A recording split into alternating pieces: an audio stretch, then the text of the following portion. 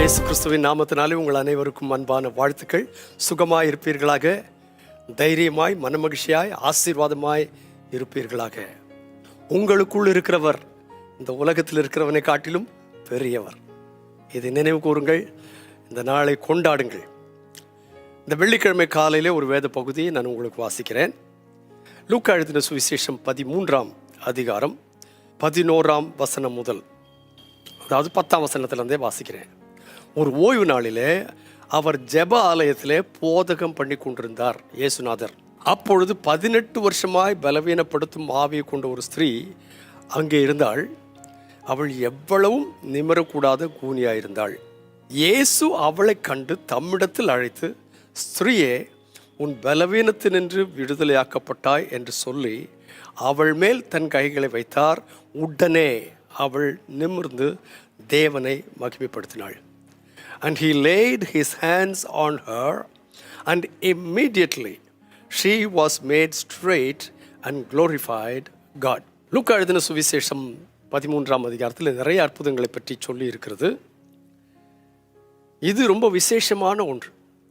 இயேசு தேவாலயத்துக்கு வந்திருந்தார். அந்த தேவாலயத்தில் ஏராளம் வந்து அவர் போதகம் பண்ணி கொண்டிருந்தார்.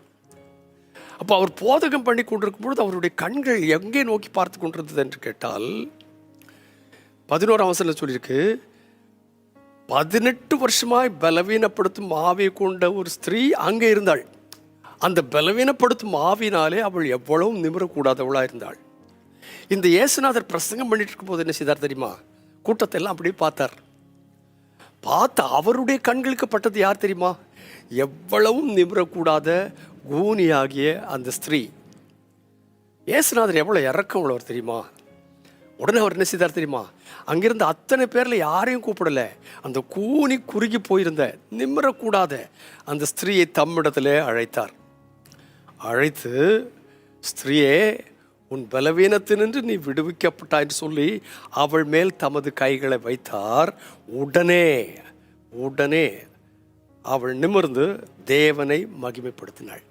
இந்த கால வேளையில் உங்களோடும் எங்களோடும் வருகிற தேவனுடைய வார்த்தை என்னவென்று கேட்டால், எத்தனை வருஷமாய் கூனி குறுகி இருந்தீர்கள் என்பது விஷயம் அல்ல.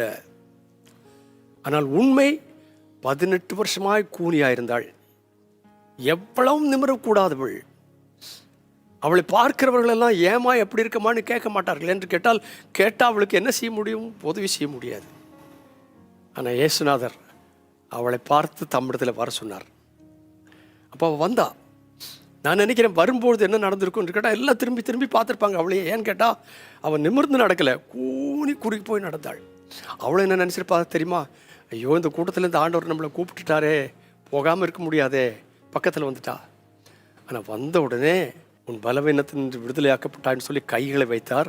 உடனே, அதான் ரொம்ப முக்கியமான வார்த்தை, உடனே அவள் நிமிர்ந்து தேவனை மகிமைப்படுத்தினாள்.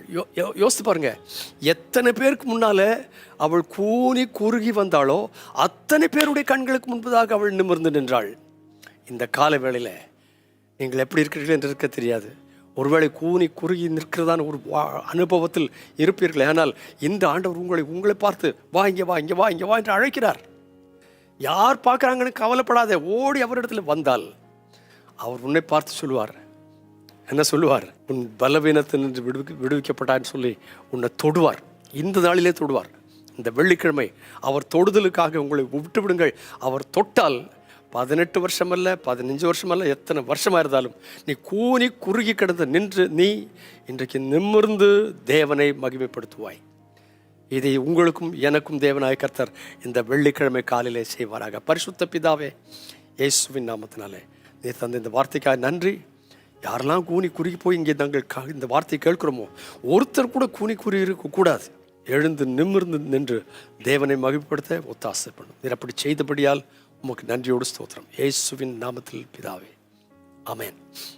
நீங்கள் எத்தனை கூனி இருந்தாலும் இன்றைக்கு யார் முன்னாலே கூனி குறுகி இருந்தீர்களோ அவர்கள் முன்னாய் உங்களை நிமிர பண்ணுவார், என்னை நிமிர பண்ணுவார். God bless you abundantly again and again and again. Amen.